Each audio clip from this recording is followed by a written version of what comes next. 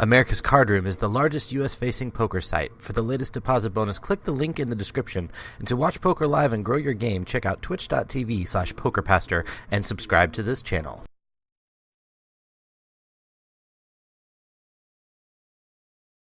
So it's just kind of the way it goes. So yeah, Geek, you want to kick us through it, and we'll start talking on any key hands here. Yeah. So like I don't know how to the very first hand I wake up with sevens. I mean I regged in late, and so you can see I regged in for 15 big blinds, and so the first hand. I didn't realize you late regged this far. This is cool. This encourages me because I never do this. So yeah, very cool. All right. So Fix It Now raises, and I think there's really only one thing to do here, and that was I ripped. Yeah. And I got the fold. Yeah, that's straightforward. I don't want to. You don't want to flat there and try and set mine, and you don't want to play with 2 or 3 overs on the flop. So yeah, that's straightforward. So we're out to a good start. We're already crushing. We're soul crushing here. People are intimidated by our image. Yeah, pretty sure. The 9-8 off. If I were deeper, I would open this. But let me peek. We're on what? We're on 17 big blinds from the hijack. From the hijack, yeah. And we're offsuit. Yeah, that's a fold. You're good. At least on my end. Yep. So I'll let you guys know, like on the raise your edge stuff, it's very suited heavy. So we're gonna find a lot of offsuit stuff that may surprise you along the way. On my end, I haven't looked at the ranges you're using. Interestingly enough, Queen 8 suited from MP2. Okay. That's a suited hand. My instinct is to fold this. Yeah, this is on the outside looking in from middle position. So Queen 9 is a raise, King 9 is a raise. Basically all the suited 9s, 10-9, Jack 9, Queen 9, King 9. 10-9 is actually a jam, interestingly enough. And then the King through Jack is a raise. So yeah, good fold, disciplined fold. Yeah, so that's gonna be a fold. Now let's see what I do with the defect. Yeah, and I'm gonna fold here because under the gun open. This small blind. Let's see what happens here. I'm probably going to fold this. My instinct is I'm going to fold this. If I were going to play it, it'd be a shove. I don't have enough hands on this guy to say anything, so my instinct is I fold here. Yeah, that's what happened. Okay. Yeah. Yeah.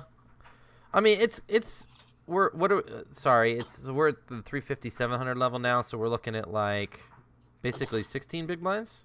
17. 17. Yeah. Yeah, I'm fine with that. I mean, it's close. Like, you are going to have good equity. Let's see here. I got to go to my flatting 3-betting here. Where was the raise from? Raises from under the gun, I believe. And we are in the small blind. Small blind versus under the gun. Oh, yeah. This is definitely a fold. Yep, you're good. 6 is on the button. I think I am going to be shoving this. I'm not seeing 6s on the button yet. Are we lagged? I'm still seeing ace 9. Uh-oh. Your video's updating. I don't know what to tell you. Let's see, view options. Try stopping the. You want me to stop sharing and then reshare it. That's kind of disappointing, but.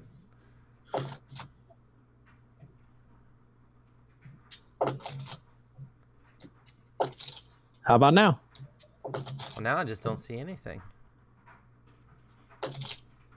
Oh wait, okay. Yeah, it's just not showing anything on your screen. It says Mark has started screen sharing. Well, this is annoying. Yeah, a little bit. Okay. Let me. I wonder if I can Skype call you and you can just mute me. Okay. All right. Let me find you. Do I even have you on Skype? Yeah, I do. Yeah, we've talked on Skype. Yeah. Okay, so hold on a minute. So we're gonna not do audio on here. I got to figure out how to mute. On Skype? No. On Zoom. No. We leave everything like this. I'll just call you on Skype, and I'll mute my mic, and you mute your mic on Skype. I see, and then screen share via Skype. Yeah, that should be good. Okay, so I'll stop sharing here.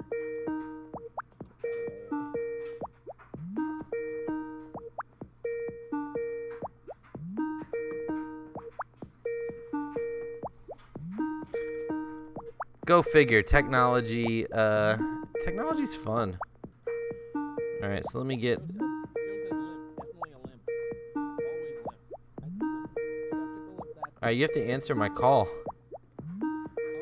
do have to answer your call. Hold on. See how he leaves me hanging, folks? Like, see how this works? Like, he just kind of just leaves Okay. me hanging. I mean, Okay, so now, can you hear me on Skype? I shouldn't be able to. Did you mute your mic? I'm muted. I just muted my mic. Okay. Now I'm going to try sharing the screen. Screen share. That one. That one, please. All right, I gotta get your camera fixed here now. See, we literally like started like 30 minutes early getting all this perfect, and so naturally we get like 3 minutes in. And it stopped working. And it stops working, right? All right. Space Mexican, hey, brother. All in. Winner. How do I get this larger? It's so small. It's like super tiny. This is hilarious. I don't know. Does that table maximize? The problem with that is then it gets screwed up on my screen. Let's try sharing on Zoom again, because All right. that is not. Let me try sharing on Zoom again, because that was working really well. We'll get it, folks. We'll find a way. Okay. Now I have to fix your camera again. Mark has started screen sharing.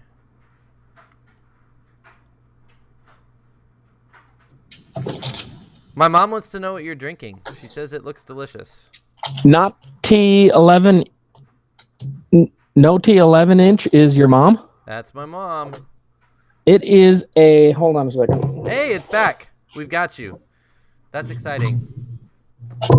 It is a Stone Delicious IPA. That's actually the name of it. Delicious. Nice. It is delicious. She's not a big fan of IPAs. She doesn't like the back end on them.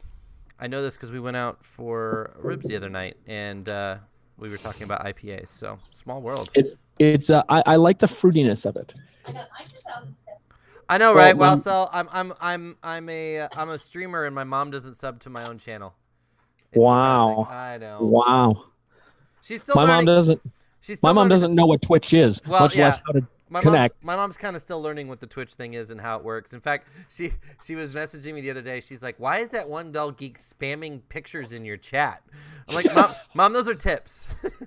That's him sending me money. We like that." Like, she called me that one dull geek. Like, that's not good. well, Why she is that knows. one dull geek? See, like, oh no, you're in trouble with mom. That's right. When you get that in front of it, you're in trouble. That's just trouble. All right, so we've got you up now. Hopefully it'll stick around here. So you've got 6s on the button. Yeah, and so like, are you seeing movement on my screen? Yeah, we are. So far, so good. Okay, so fix it now raises my instinct here is I should jam this, but I wonder. So he was the guy who I jammed 7s into, Right. and I figured I'm betting I fold this because I think if I shove into him again, he's going to call, and with 6s, the best case scenario is I'm going to be flipping. Right. Unlikely that he's got 5s, 3s, 5s, 4 3s or 2s, right? So I think I just folded this. So this is interesting. So I haven't gotten much into the flat calling 3-betting course stuff yet at all. So all I can do is speculate here. But he actually has 4 hands listed as flat if the table is soft, and they are King 10 suited, Queen 10 suited, 10-9 suited, and pocket 6s. Interesting. Now my thought here is, I mean, this is weird because it's like a capped range. Now, like, one of the big things that Ben's big on is like, hey, like, don't worry about balance if you're playing a bunch of fish. So I think the idea here is like to have 3 or 4 hands in a flatting range that kind of cover the, the board, if you will. Like, if the flop comes low, 6s are going to be good. If they come high, some of these Broadway hands are going to be good.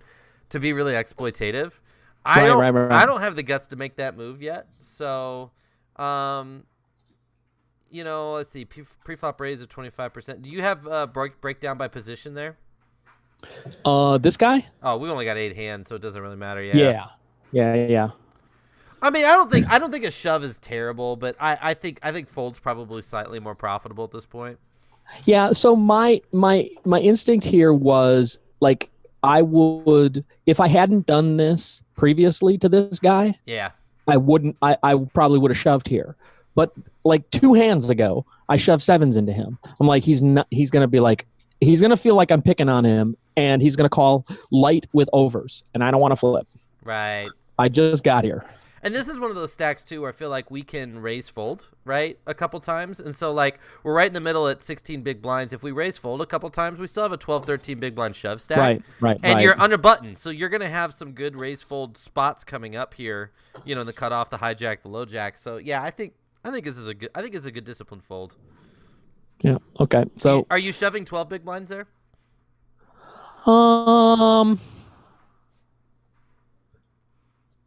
I think I'm not shoving any. I mean, I think I need a stronger hand to shove here against Fix It Now. Okay. Because I feel like he's gonna just twice in a row I did this to him, to his open. I just feel like he's gonna call and I'm gonna be flipping and I don't want to flip this early. Right. So I think I just folded because I did it to him previously. Okay, I like it. Next hand. You're a card rack. Yeah, apparently. 7, 6s, ace, queen in the first 8 hands. This is nice. Okay. Uh-oh. You know what's coming here, I take it? Yeah, I think so. I think I shoved. I think I had to. I just called. Oh. Interesting. Yeah. So you've got a high stakes reg on your left. I don't know if you know that, but go felt to Ready fish. Moves? No, go felt to fish is a high stakes reg. I love his name. I absolutely love his name. Yeah, it's pretty creative. Yeah. But it's like gefilte fish is a Jewish food, right? So I just love the double meaning there, right? I think there's a huge Seinfeld joke about it too, if I remember right. Yeah. So actually, my flat induced a flat from the big blind. Yeah. So what did we think about the big blind? Open +1 gets 3-bet, 4-bet shove, 60 big blinds effective, loses to kings. Okay, so. So you're trying to? You think you were trying to induce here, maybe? No, I wasn't. I don't think I was trying to induce. I think. I think I didn't want to shove ace queen. I mean, so what? Okay, well, would you shove ace queen today, and if not, why? Yeah, I think I would shove ace queen today. I think that I was like being cautious early in this tournament with 16 with such a short starting stack. Right. You know. That makes sense. I mean, the problem here, I guess, is like, well, I don't know how many people are going to flat behind. Like, I don't think that obviously gefilte fish isn't going to flat. I don't think Leon's going to flat. You do. Oh, you know Leon B too? Well, I just don't think many people are going to flat with 15 big blinds in the small blind, right? Like they're going to jam or fold. Usually people are pretty. They're not going to flat from the small blind just in general. Unless it's a hand like, 7s, 8s, 9s where they but you're not getting set mining prices, right? Right. So it's just squeeze spot. Plus you got to play out of position against everybody in the hand. There's already 3 people in the hand. Like the big blind can complete. So the last thing you want to do is put in, what would it be, 12% of your stack and then have to play out of position 4 ways. Yeah. So you're letting the big blind. So I'm creating an incentive for them to squeeze by not. Not so if you think they're gonna induce, if you've got a really aggressive of players in the blinds that you think are gonna rip ace 9, ace 10 here, I like it. But to play this post flop, we're kind of leaking equity here at this point because this is a perfect example. What are you doing on this flop? I'm probably check folding. I'm expecting a C bet, and I'll fold the C bet. So basically, you're putting in. What'd you put in? 1,500. So you put in let's see, a little more. Stack? Yeah, a little more than 2 bigs. So you're putting in two bigs and you're folding 66% of the time. Yeah. Yeah. No, I mean, I think it was not a good play. I mean, actually, now that I see this, I gotta like tag it. Well, I mean, again, like I think I love it if you're gonna induce. So I think it's something where like you should look at the small blind and big blind. Yeah, but I don't have enough hands. This is the only guy that I have hands on. Right. That's it. Right. I've got 8 on everybody else. I've got 0 on gefilte fish. Right. That makes sense. So as far as that not wanting to shove, is your concern like that you're behind? No, my concern is that this is fix it now again. Right. Fix it now is the guy that opened. Ready moves rips his 1 big blind. Right. But so you've jammed on him what, twice at this point? It will be twice. This would have been the second time. So when you jam on him a lot, do you expect him to tighten up or loosen up? Loosen up. Okay, so if he loosens up, is that good or bad for you with ace queen? Oh, obviously that's good for me, right? But yeah, I mean, I think in retrospect, there's no reason not to shove this, you know? Sure. I'm just trying to get through like what thought process. I know you don't remember at the time everything that happened. I'm trying to look at like what the fear factor is, you know, so that if it comes up again, we can identify it and like you can start attacking that part of that frame set. So yeah, I think we're both in agreement to shove here, but I'm just curious, like if it's fear that he's ahead, if it's more like, oh gosh, I'm flipping here a big percentage of the time and I don't want to flip, or kind of like what you think leads you to like not want to. Well, with the sixes, the previous hand, I know it's because I didn't want to flip. Right. With this hand, I don't really know. Okay. No worries. No worries. Yeah, he c bets and I fold. And then he got shoved on. He double barrels and gets ripped on, and then there's a fold. Anyway, yeah, that's not that interesting. King 6 is going to be a fold. Kings is not. Hey, we're back to card racking again. Yeah. So I just min raised from 14 bigs under the gun. All right. So the only question I have for you here is, do you have a raise fold range from here? Yeah, I would raise fold king queen. Okay, I would perfect. raise fold probably ace 10, ace jack. As long as you have a raise fold range here, I love it.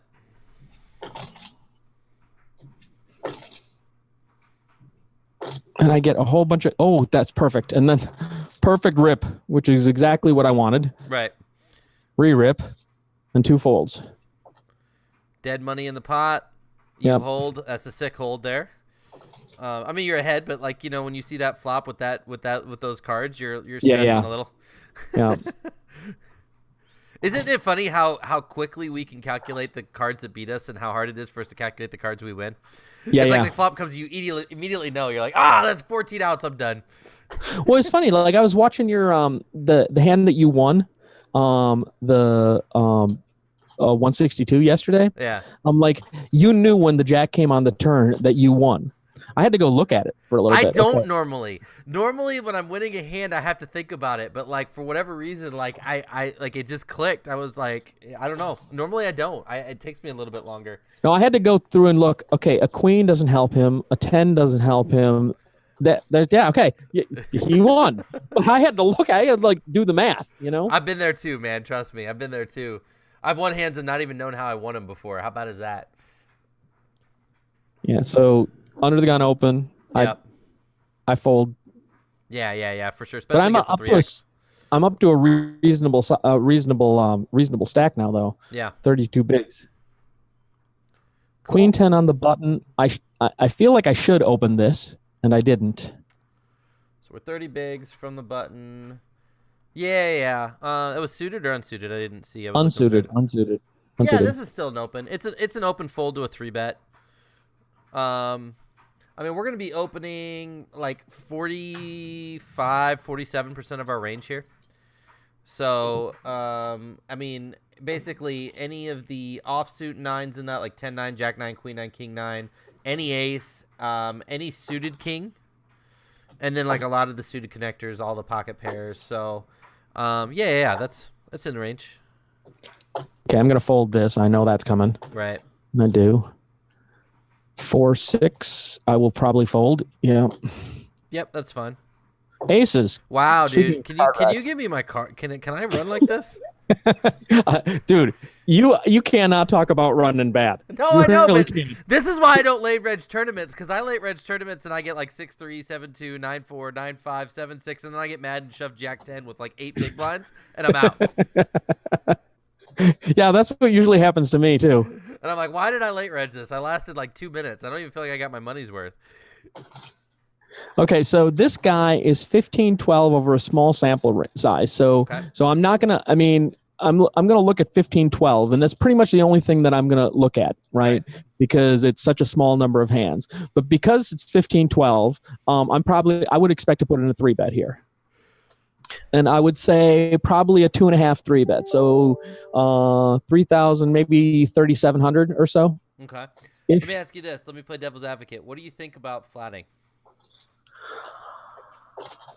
So generally speaking, like this looks like from 13 big blinds, this looks like from somebody that with a small number of hands is pretty tight, should be willing to call off here from under the gun.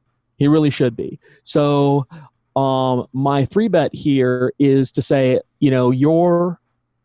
is on the presumption that he's got a decent hand. He's got a shovable hand that he's looking to get action from.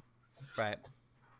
The reason and it's funny because I'm never flatting here. Like I'm baiting you a little bit because like I'm like, hey, you should flat here, but I would never flat here. No, the only thing I'm looking at. No. I would flat here. Let's look around here. This guy, right? If this guy opens 36-21, even though 15 hands is not enough, but like with the note that I've got on this guy, I'll flat against somebody that is a known aggressive, right? I will flat against that person. The reason I ask is, so there's 2 things I'm seeing here. And again, I wouldn't have the guts to do this. So this is advice that I would never take, even though I think it's just an interesting thought. You've got 5 reshove stacks behind you, right? 5, like, what are we at? We're 750 now. We've got 5, like, 13 to, like, 10 big blind stacks that can all ship behind you. And you give them, like, huge reason to maybe squeeze here. Right. And then if it doesn't and it just folds around, like there's going to be enough in the pot now that Elezer's going to have to basically shove on the flop. And you may like, and it'd be interesting to see, like, I never know, like I struggle with like when a player's tight under the gun, is he more likely to call off or less likely to call off? And I never know. Like I never know if he's like, well, he's really strong here, so he's always calling, or like, oh, he's tight because he's a nit, so he's always folding. Like I always get caught up in that. But it'd be kind of interesting to see if you could induce a shove. But I'm raising, like I'm a sucker for, like, I've got aces. I want to get it in, Yeah, Joe in my chat says I never flat that. Don't want to incent a multi-way pot. Bowling Guru says probably fold. Yeah. Hey Mel, I think he was talking about the Queen 10 hand actually, or I don't know which one he's referring to, but yeah, like I don't know, like I don't think you're gonna get multi-way just because there's only one guy that can flat you, but I guess the big blind could flat you. Like this is just a really weird stack dynamic, right? Like how often are you at the table with 5 reshove stacks? Yeah. Cool. Played out. Sorry. Tangent. And so he just calls. Interesting. 9, 10, 9, and I'm like whatever you do, if you shove, I'm calling. There's if you check to me, I may check back. To try and because like chances of him having a 9. I mean, I guess I'm afraid of sets here, but most of the time this is overs or pairs under me, right? Right. So I if he shoves, I'm calling. If he checks, I probably would check back. I mean, you said he's 15-12. Because it's going to be easy to get. I mean, he's got less than a pot size bet left, right? So it's going to be easy to get stacks. So I can afford a check back. Yeah, I think 10s to try and catch him up. 10s and 9s are such a small part of his range. Yeah. And I mean, literally pocket 10s I think are the only thing you're worried about. I don't think he's got a lot of ace 9 here. I mean, most people that are loose aren't opening ace 9 under the gun. So, Right. So he checks. And I did check. All right. I don't hate it. I think I need to start I think what I would typically do here is put chips in the pot because a flush card came off. Although I do have the nut flush blocker here, so I don't know what I actually did, but I would have a tendency to put some chips in to try and get value from a flush draw. And then what almost always happens is I put chips in, they fold. Right. So let's see what happens. I put chips in, they fold. One of the things I like to do sometimes in these spots too is like, what is the bet size that completely exploits them and in a ridiculous way, so that like if we're in the situation 100 times, it's just destroying them. Like if you bet like 15, like if you min bet that flop and he folds, like think about like the ridiculous value you're getting there, right? Yeah. It almost forces him to call, because it's like you cannot let somebody win a pot for a 7-to-1 pot ratio there. Right, and it also looks like a blocker bet, right? Yeah, it completely disguises your hand. So I might like a little bit smaller sizing. I mean, you are blocking some of the flush draws here, that are going to be actually you're blocking almost probably all of the flush draws here, like because obviously he's not going to have ace king, ace queen, ace jack. King queen of spades is probably literally the only flush draw he can have here. You mean king queen of diamonds? Or king queen of diamonds. Yeah. King queen of diamonds. So like I don't think he's got many flush draws here. I don't think he's got many straight draws here. Yep. So I think I like a min bet. Don't do that normally, but like you just kind of put him in an awkward spot. Yep. BG says he loves the 30% bet. You'll have to explain why. Because the other thing is like the 1500 chip bet is the only one he can come over the top with you of, right? So when you say 30% bet, you mean 30% of the pot or 30% of his stack? I don't know. BG's the one that said it, so I'll have to see what he says in chat. But like for me, like this is one of those rare spots. Like by betting 1500, we give him a chance to come over the top. Like if we look bluffy, like it looks like a weak blocker bet. I think it's the only thing that it attacks the part of his range he can actually call with. Mm-hmm. Because basically you're trying to get him to call with 2 overs here or a weak pocket pair. BG thinks the 30% pot's hard to fold to. Yeah, I don't know what. So I think my rationale here was generally when I bet these sizes, I was looking at the size of his stack, right? Right. And so I'm betting 4,000 into his 6,000 stack because I'm like, if he is going to rip with, if I bet small, he's going to rip if I bet big, right? So let's get bigger in there, right? So kind of like, if I bet bigger, if he's going to call 30% pot, he'll call 60% pot, right? So let's try and get 60%. Is there any difference between 60 and 100 here in your mind? That's not a leading question. Yeah, I would think so. I mean, if I shove here, that just looks so polarizing, right? Shoving there. And so, if you have I think what I was probably hoping here is that this size relative to his stack is going to look bluffy. Look Gotcha. Like I want him to go away, right? See, that makes me want the 1500 bet even more, just because like if you want to look bluffy, you want to rep some fold equity, because there's bluffy and then there's like bluffy like merged with some value, right? Like you can be bluffing but still ahead. Mm-hmm. Like for example, let's say you had a hand like pocket sevens here, right?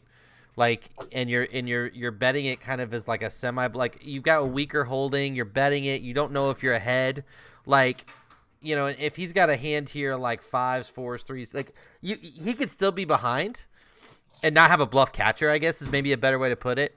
Or even like right. Like maybe you're bluffing. I mean, we shouldn't ever show up here with like pocket deuce or 3s or whatever, but like if he's got a hand like ace king here, right? Or ace queen, like let's just say he's got ace high here, like how does he feel good bluff catching against this bet sizing, Yeah, I like the comments that I've got both your chat up and my chat up.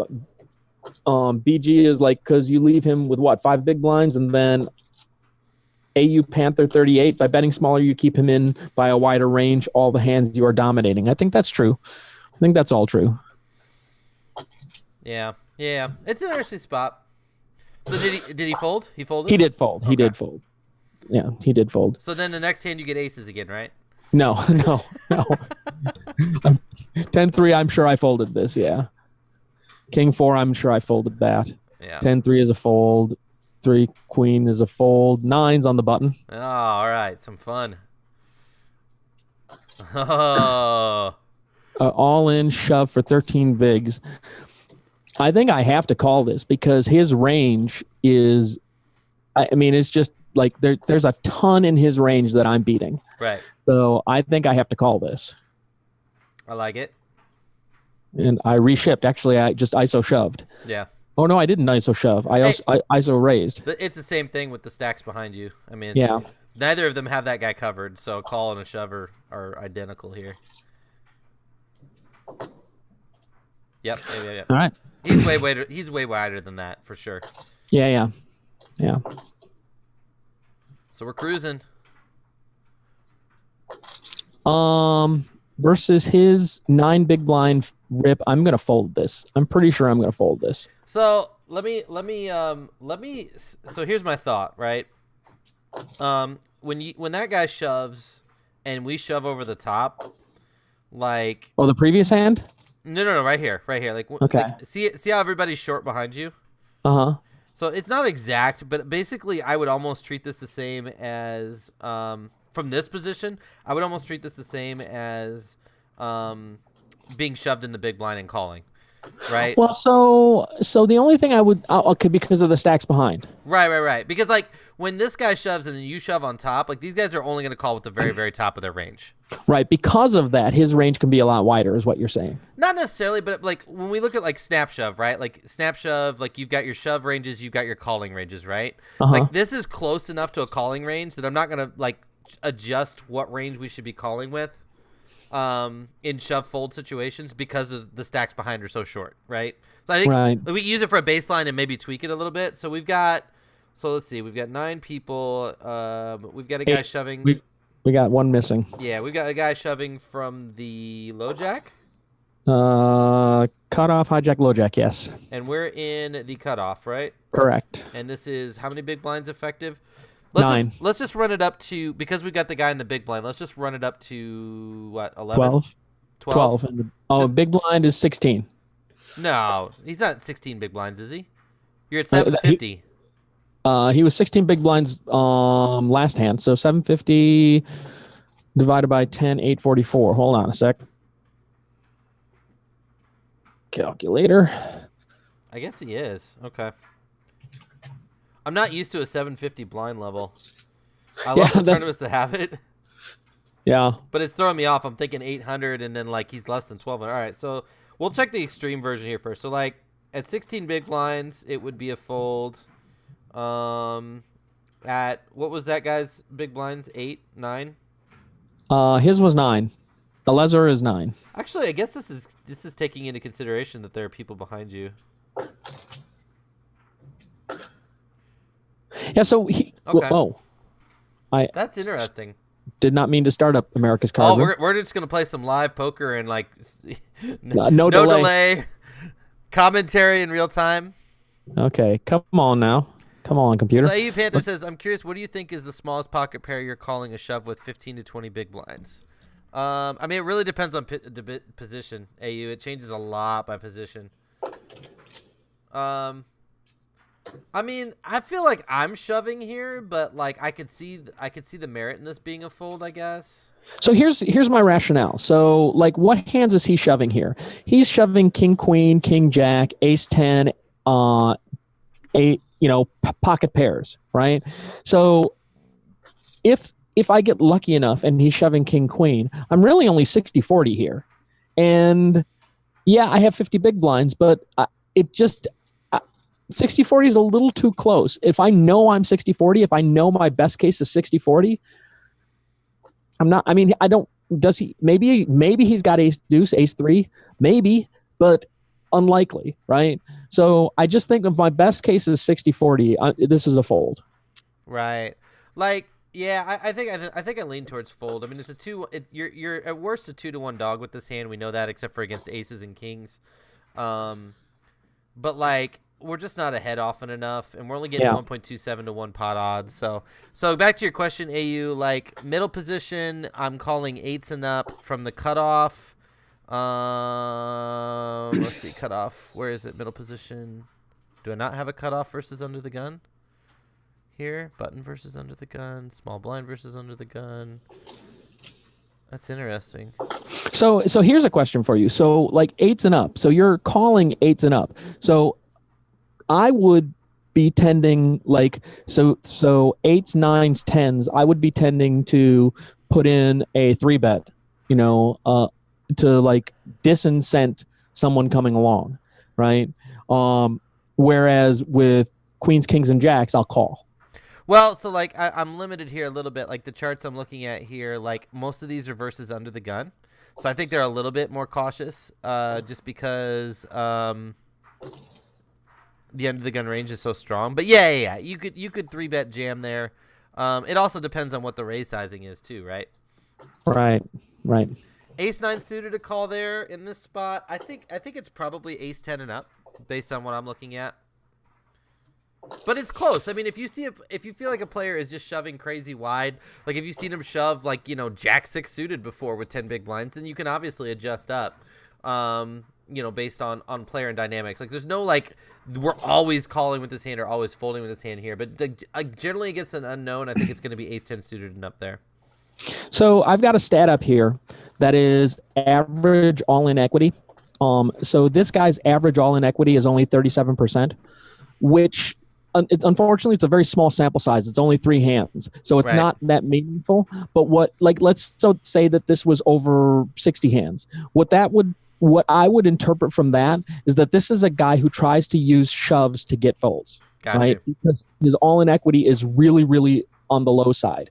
Whereas like if you look at my average all-in equity, of course this is only 22 hands, but right, let's see if we have somebody. This is somebody who is a little bit more balanced between, of course it's still a low number of hands, but there's a little bit more balanced between shoving for fold equity and shoving for value. Right.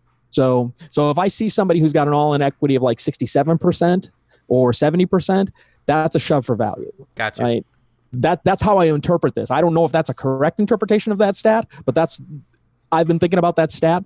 And so like here, this guy, 63%, he's shoving for value. Right. Well, it's interesting that he's the same guy that like raised pre-flop, called a 3-bet out of position, and then shut down, right? For half his stack. True. So, but it could be that like, he's not polarized at all. And like, he's raising his really strong hands and shoving his weak hands or vice versa type thing. All right. So queen jack here, I assume we fold. Yeah. Yeah. Well, I didn't actually go through it, but I assume we fold too. I mean, if the table's really tight, like that, you can definitely open that. Like especially if you feel I've obviously moved to a different table, so you don't have I'm seeing all kinds of players. Yeah. Yeah, and you got a really huge stack on your left. Yeah. So it's 3-6. Yeah, no, I'm not going to play that one. Nope, I'm not going to play that one. Ace 9. This will be interesting. Yeah. So open ace 9 off into a 15 big blind stack. Size is a little more than 2.5, 2.6 or so. Okay. Let's see. There's 3,900 in the pot. If he shoves 11, it is 15, and then you have to spend 8,800-ish to win 15, so you're getting 2 to 1. Are you calling or folding here if he shoves? Probably folding. Although getting 2 to 1. Although getting 2 to 1 now, it's going through and doing that math, getting 2 to 1 is, maybe I should be calling. Well, the reason I ask is you're right on the threshold here. So like if you're leaning towards like you want to fold to a shove, then this is one of those spots I would kind of go closer to the min raising. I mean, it makes the math better. Yeah, so this is one of those situations where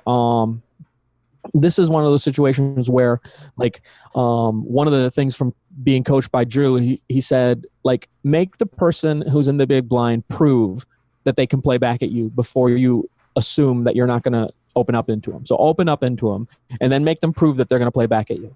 Right.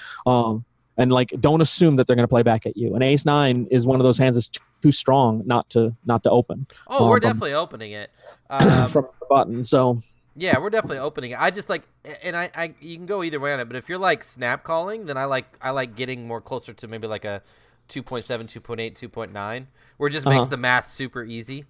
And if you think that you're realistically going to fold here, then I would just min raise. Yeah. Well, the only thing I don't like about that is like, I want to make sure that from this position, I don't want to set my raise size based on the strength of my hand, right? I want to set the raise size based on the position, and I'm going to raise my entire range the same size from this position. But wouldn't you do the same thing like with a hand like, I mean, aces? No, like there's hands you would call, like I assume you're calling with pocket nines here, right? Yeah, I would call it with pocket nines. Right? So, like, with pocket nines, like, you could still go a little beefier. I guess it just depends on your interpretation of the player, too. Right. I'm not, my point is that I don't want to change the size of my bet based on the strength of my hand, is all I'm trying to say. No. And I'm, again, across your range, I'm more talking about just setting your pot odds. Like, you don't, okay. Instead of thinking of it like where you should bet, think about it where you shouldn't bet, right? Like if you go 3x here, you're absolutely putting yourself in the place where you can't fold, right? You understand what I'm saying? If you go 2x... I get what you're saying, but what you're also saying is that what I'm wanting to say is I'm only min raising so that I give myself an out to fold, right? Which is an indirect way of saying I'm setting the size of my calling or I'm setting the pot odds for my call if he shoves based on the strength of my hand, right? So I'm varying the size of my bet based on what I want to happen if he shoves, right? And so to me, that seems like a leak. That seems like an indirect piece of information that says, hey, I'm going to let you know in advance that I'm willing to fold to a shove here. Well, you can do any bet sizing with the aces. Just I wouldn't raise to this size and fold the ace nine, I guess is the best way I could say it. So, like, if you're going to raise to this size with the ace nine, you need to call with it because you're getting the 2-1, right? Right. So, but, okay, I get it, except for that. I get what you're saying, except for that I'm going to raise to this size with aces, nines, whatever I'm raising here, I want it to be the same size. That's great. Then just call with all of it. Right? Joe says, if you 3x, are you not also telling him he is playing for his stack? Yeah, that is saying that, yeah. So yeah, it goes back to what your raise call range is here, right? I think my raise call range, I just don't have enough spot. It's a sticky spot, right? Like, cause like, you get yourself. I mean, obviously there's ace queen, ace king, eight, probably eights plus. I'm raise calling without any hesitation. Sevens, I think about it, and then maybe sixes and below, I probably will fold. But that said, like, I don't know, just ace. I feel like there's this sort of hard and fast rule that you don't vary your bet size based on what your holdings are. And what I'm hearing you say is, no, you don't vary your bet size based on what your holdings are. You vary your bet size based on what you want to happen if he shoves, which to me is an indirect way of saying I'm varying my bet size based on my holdings. Let me say it this way. If you want to have an open folding raise, you should be raising 100% of your hands as a min raise. I see. Okay. Okay. Okay. And this is a really weird spot, right? Like an ace nine is really like literally on the cusp because like ace eight, like we definitely would want to raise fold here. Ace nine's close. Like if people said I want to raise snap off here, I wouldn't hate it. If people say I want to raise fold here, I wouldn't hate it. But like by raise folding here with this bet sizing, like you're putting yourself in an exploitable spot because honestly, yeah, but there's a ton of people who will shove any ace from the big blind, right? Sure. But that's again, that's where you have to kind of decide like what is your raise calling range here. I mean, like, what are you doing here with like queen jack off?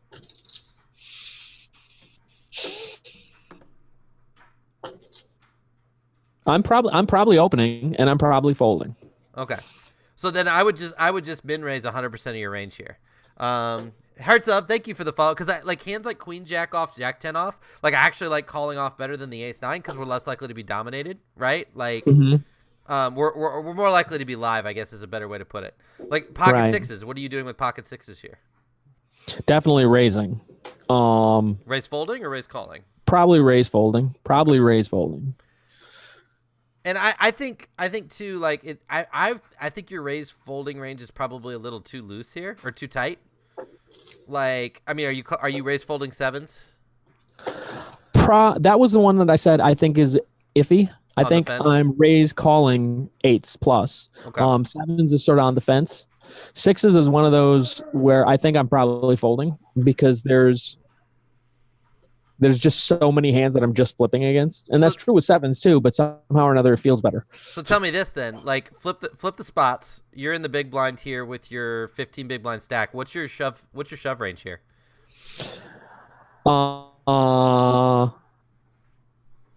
Well, if I had with no read on a guy, I would say probably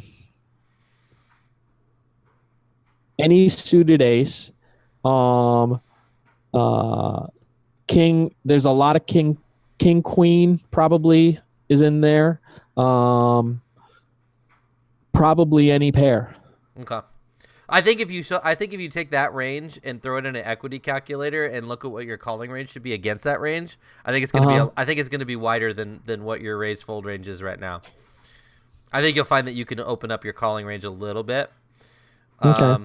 But I mean, look, this is a really weird, rare spot where you've got a guy in the small blind with 1 billion big blinds. You've got that awkward 15 big blind stack that's like right on the fence between the really weak shoving stack and the really, really strong shoving stack. And you're on the button, right? So you've got a really wide range too. And so, I mean, this is an awkward spot. And this is the exact hand that you get dealt to you, and you're like, ugh, why? Like, yeah. You know. Fortunately, he just folded. Yeah. So cool. That's. I mean, with 15 big blinds though, like if I'm in this spot with 15 big blinds, it's probably a different story, right? If I'm the guy with 15 big blinds, then I probably am going to end up being a lot tighter, right? Because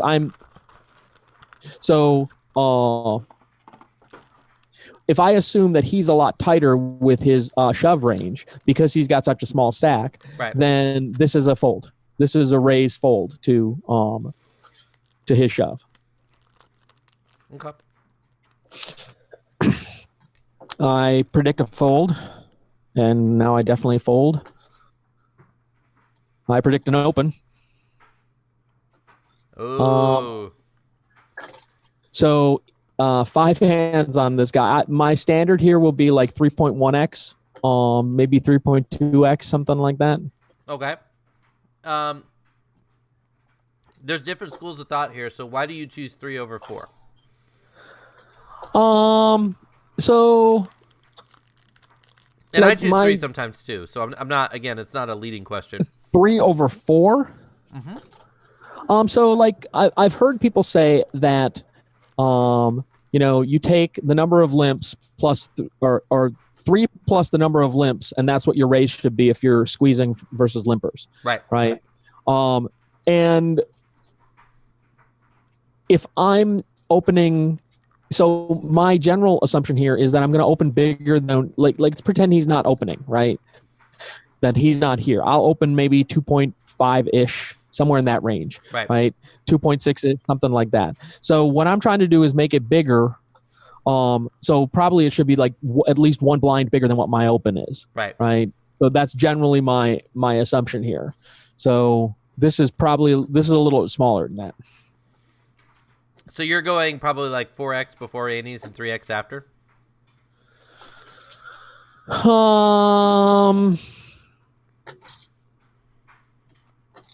Yeah, I don't think I'm doing that. I think And it's not because I have a rationale for that. I would think that I would probably bet a little bit smaller if I think about it. I would bet a little bit smaller before antes because there's less. I'm fighting over less chips. If they're with antes, I'm fighting over more chips, so I should probably be betting bigger. Are you opening bigger for the same reason? That's what should be happening. That's not what necessarily is happening. Fortunately, we don't get to see any of my pre-ante play here. No. So, because like most people usually they start with like 3x's pre-ante and then they go down to like the 2.5, 2.6 post-ante. Like they get smaller. So I'm curious about the getting bigger. Well, because there's more chips in play, right? Right. So we're going to be fighting for chips more frequently. And what I would like is the blinds and antes. Yeah. I would like you to, if I raised every single time, 100% of my hands I raised, you folded, I'll be happy to take just the blinds and antes. You've got a limp fold stat, right? Limp fold stat. Yeah, I do. Okay. So it's right here. And obviously, it doesn't come into place here with this guy, but that's definitely one stat that I'll be a little exploitative and go bigger or smaller based on that. Yeah, unfortunately, not enough. Yeah. Okay. I mean, really, you know what's happening here, right? Like the less you do, the more you're entertaining the big blind and the original limper to call, and the more you do, the less you're entertaining that, and you can kind of like. You can manipulate that and still be polarized if you want, right? But you can manipulate that to your advantage. So as long as you're doing it in a way that you feel like you're getting an advantage from it, I don't think you have to like stick to a set rule. Well, as we say in our little study group, there's no always in poker, right? So you get the call. Are you happy about the call? Nervous about the call, but I love the flop. Okay. Before you see the flop, though, are you happy about the call? I'm happy that it wasn't a shove, right? I'm happy that he doesn't rip on top of me. So what that suggests to me is that he's fishing for the flop as well, right? I have 5 hands on him. Limp call is a guy who wants to see a flop, right? Who wants to get something on a flop, whereas limp shove is somebody trapping, and so my general pleasure with this is that, okay, so there are a lot of flops that are going to be advantageous for me to raise because what is the kind of guy who limp calls? He's got a lot of Broadway. I don't think they limp call 8-9, 7-6. I don't think they limp call all those low ranges. They limp call hoping to hit a big pair on the flop. So this is a lot of Broadway. So my instinct on this is that there are a bunch of flops that I'm going to have a very strong incentive to see bet, and he's just going to go away. Okay. Then I like your sizing. See what I mean? Because like if you feel like you're in an advantageous spot, so the sizing's perfect then, because you've basically set yourself up here to be in a really good place. Yeah, so this flop here with 8 high, I'm going to see bet like 100% because I opened early, so he's got to be concerned about me having pocket pairs, right? 8 high, is he limp calling with an 8? Maybe. Is he limp calling with 10s? I doubt it. Limp calling aces? Sure, maybe he's limp calling aces, right? But I have very little information about him other than he limped and called. Right, so I'm going to go on the assumption that he's the kind of guy who wants to flop, and this just does not hit his range well. So I'm going to c-bet to try and take it down. Okay, so you're going to c-bet 100% of your range here? Yeah. Cool. All right. And I take it down. So real quick, sizing-wise, so there's 92, there's basically 10K in the pot. If he that's a half pot. That's a half pot c-bet. Right. So I'm just figuring real quick. So I can see that 10.3K in the pot. So if he shoves, he's gonna have to call 13.5 behind. It's gonna put the pot to 27.2. So you're gonna have a little over 2 to 1 to call. So what are you doing if he jams here? Folding is what I'm doing. Okay. Because even getting 2 to 1, I'm just like, yeah. What am I hoping for, right? I'm 33% of the time. 33% of the time on two cards, 33% equity is just not enough, right? So, do you again, not a leading question, do you feel like you get more fold equity here if you bet a little larger? yeah, I've gotten into a bad habit of just clicking that half pot button. So yeah, I have too. And that's like if you're folding to all raises here and it doesn't matter and you're not worried about pot odds because you just feel like when you get shoved on you're crushed here. Like I think I like a little bit of a larger sizing if you're indifferent to his shove. But I mean, so wait, it's not say bad. that again. Say that again. If you're indifferent to his shove. If you're indifferent to a shove, meaning that I'm going to fold no matter what if he shoves because I'm crushed, then make it bigger. I like it a little. Like we should get more fold equity the bigger you bet, right? So Right. like if he's got a hand like ace 9 off here, right? Like he may float you one street with a smaller bet, but if you bet like 4,800 here, does he really want to float for like a quarter of his stack? Like it de-incentivizes him to float you here with hands that might have you beat. Right. I see what you're saying. But then now we're giving you better The pot odds problem to is- call. So, Right. so that's why I'm asking. Like if you're never calling his shove, then I like a bigger sizing here. Okay. If the odds get good enough, then this is the sizing that maybe puts you on the threshold to fold when he jams. So what I like about the last two hands that we've talked about is how instinctively you go into figuring out what the size of my bet is going to impact pot odds if he shoves. Right. And I don't do that instinctively. Okay. Ginger in chat says she's gotten a little bit too used to hitting that half pot. Half pot is easier. Yeah. Yeah. And like Ben talks about like with Raise Your Edge, I just went through some of the c betting stuff and like there's really strong